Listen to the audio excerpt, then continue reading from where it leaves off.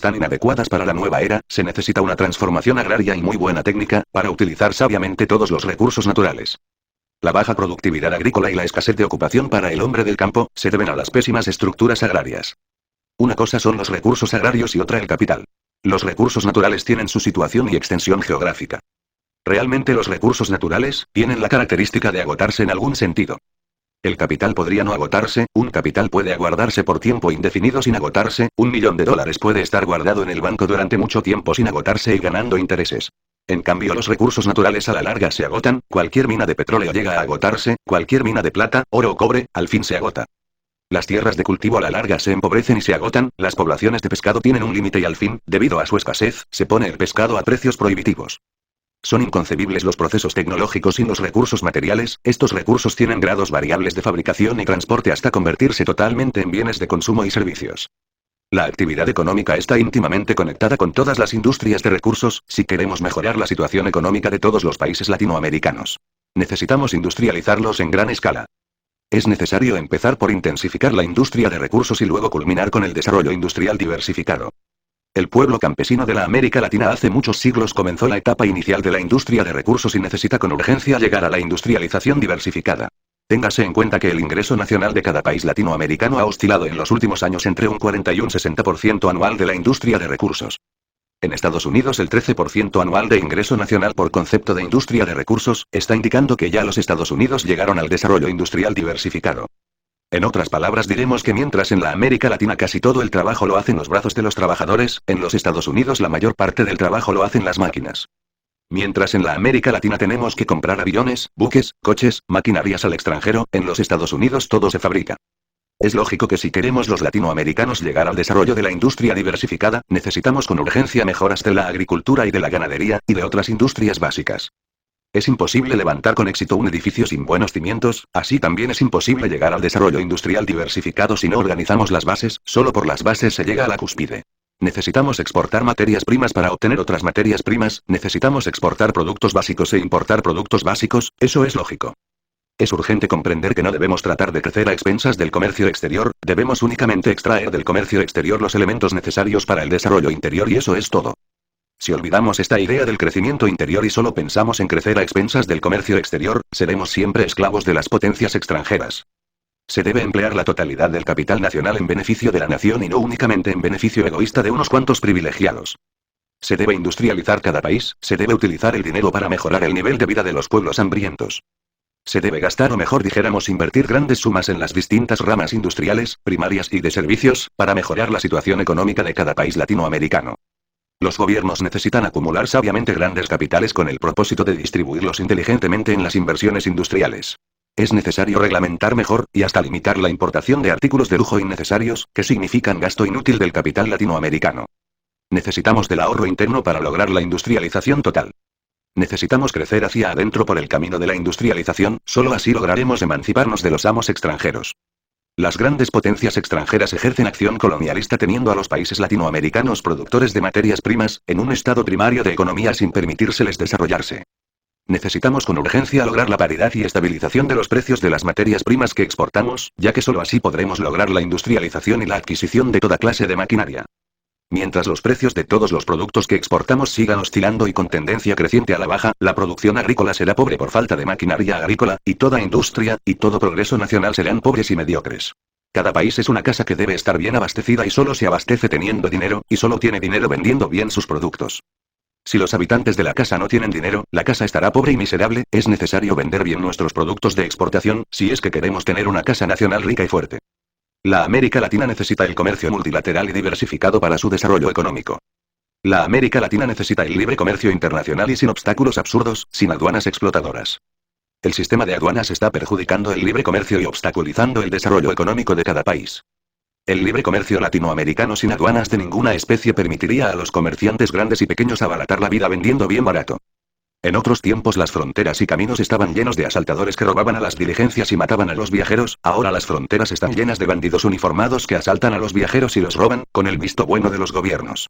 El sistema de aduanas inventado por el enemigo secreto y la magistratura negra, es vandalaje uniformado. Necesitamos la estabilización de los precios de los productos básicos, el ajuste de las estructuras productivas que exige la estabilización de los precios es problema que deben resolver compradores y productores en mutuo acuerdo.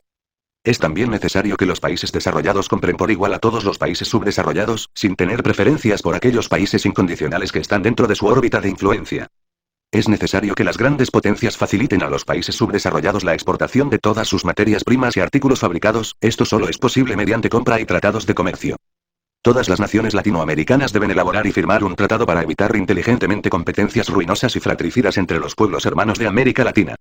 La competencia económica de los países latinoamericanos entre sí, solo trae caída de los precios de las materias primas, ruina, perjuicio para todos los países hermanos iberoamericanos. Capítulo 5 Comunismo. El comunismo no existe ni siquiera en la Unión Soviética, solo existe el socialismo de tipo marxista-leninista, llamado convencionalmente comunismo. La suprema aspiración del marxismo-leninismo es llegar al comunismo. El socialismo marxista-leninista de la URSS es un capitalismo de Estado. Si el capitalista particular tiene el capital es el amo y el trabajador el esclavo, si el Estado tiene el capital, el Estado será el amo porque tendrá la sartén agarrada por el mango, y el pueblo inevitablemente será el esclavo. Es absurdo citar como antecesores del comunismo a Licurgo, Agis IV, Platón, y a grandes sacerdotes gnósticos como Justiniano, Tertuliano, Juan Crisóstomo. Etcétera, etcétera, etcétera. Es claro que los gnósticos vamos más allá del capital privado y del capital de Estado, pero esto no significa comunismo. Los gnósticos somos socialistas cristianos porque no aceptamos el capital de Estado ni el capital particular. Nosotros los gnósticos queremos el capital colectivo y no aceptamos clases desposeídas ni clases poseedoras. Los historiadores del comunismo se equivocan lamentablemente confundiendo miserablemente la doctrina socialista cristiana de los padres de la Iglesia gnóstica, con el abominable comunismo ateísta. La filosofía del comunismo ateísta es la filosofía de Marx, ya en nuestro libro El Cristo Social refutamos la dialéctica materialista de Marx y demostramos que dicha dialéctica no resiste un análisis de fondo porque es pura sofistería barata, basura, y nada más. La igualdad social, la sociedad sin clases a la que aspiran los fanáticos de la URSS, es imposible mientras exista el yo psicológico. El yo, el mí mismo, el ego, quiere siempre subir, trepar al tope de la escalera, hacerse sentir, descollar, formar clases privilegiadas, etcétera, etcétera, etcétera. El yo es energía estancada, el yo no es el cuerpo físico pero se expresa a través del cuerpo físico. El organismo se compone de órganos y estos de células, y las células de moléculas y las moléculas de átomos, y todo átomo es un universo en miniatura. En el átomo existen iones, electrones, protones, etcétera, etcétera, etcétera. Si fraccionamos cualquier átomo del organismo liberamos energía, la ciencia atómica, el estudio sobre la materia, etcétera, nos han demostrado la conservación de la energía. El yo es energía y eso está demostrado, la forma puede desintegrarse pero la energía no puede ser destruida, el yo energético continúa existiendo en nuestros descendientes. Energía es igual a masa multiplicada por la velocidad de la luz al cuadrado. La masa se transforma en energía. La energía se transforma en masa. El yo solo puede disolverse a base de rigurosa comprensión creadora, disuelto el yo solo queda en nosotros el ser y este es energía libre en su movimiento. La sociedad sin clases es imposible mientras exista el yo. Los socialistas ateos de la URSS que tanto aspiran a una sociedad sin clases, han establecido la dictadura del proletariado y la aristocracia de los grandes intelectuales. La sociedad sin clases fue predicada por los primeros padres de la Iglesia gnóstica católica cristiana primitiva. La sociedad sin clases la predicaron los santos y solo los santos pueden tener realmente una sociedad sin clases. Santos lo son aquellos que disolvieron el yo psicológico, ningún ser humano puede ser santo mientras no haya disuelto eso que llamamos mi familia, mi apellido, mi nobleza, mi realeza, mi raza, mi nación, mi dinero, etc. Todo eso es precisamente el yo, el mí mismo que quiere subir al tope de la escalera, descollar, ser grande, etcétera, etcétera, etcétera. La concentración de las riquezas en unas cuantas manos es capitalista y es marxista-leninista. El capital de Estado y el capital privado son dos monstruos que roban al pueblo. El capital es del pueblo y solo el pueblo tiene derecho a tenerlo, el pueblo trabaja el capital es del pueblo. El marxismo-leninismo establece un nuevo tipo de esclavitud basado en el capital de Estado. El marxismo-leninismo no reconoce el capital del pueblo. La dictadura del proletariado como sistema para realizar la transición del sistema capitalista a la sociedad sin clases del futuro es una quimera absurda, porque dentro de la misma dictadura del proletariado de la URSS se ha formado un nuevo tipo de burguesía. El sistema comunista o socialista marxista hace del Estado un dios y del pueblo un esclavo incondicional. Los principios extremistas del marxismo son los siguientes. Primero, acabar con la propiedad de la tierra. Segundo, acabar con todo género de capital privado. Tercero, acabar con el derecho de herencia. Cuarto, confiscar los bienes de las personas. Quinto, apropiarse de todos los medios de transporte en forma tal que solo los controle el Estado. Sexto, multiplicar las fábricas del Estado. Séptimo, establecer granjas colectivas. Octavo, establecer el trabajo obligatorio y crear ejércitos industriales. Noveno. Establecer la educación pública obligatoria antirreligiosa y basada en la dialéctica abominable del asqueante materialismo. El comunismo marxista es una reacción contra el capitalismo.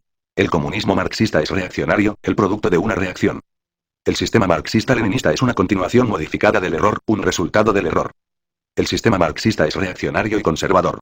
El sistema marxista-leninista, siendo el producto de una reacción, es lógico que es extremista, y ningún sistema extremista puede jamás ser inteligente. El extremismo marxista creó ejércitos bárbaros que saquearon el Tíbet, y asesinaron monjes y violaron monjas y esclavizaron a millones de personas. El extremismo marxista asesinó a millones de personas en Hungría, y esclavizó a muchos pueblos. El extremismo marxista ha convenido a muchos países en mares de sangre y aguardiente. El extremismo marxista, siendo el resultado de una reacción contra el capitalismo, es de hecho reaccionario. Capítulo 6. Fascismo.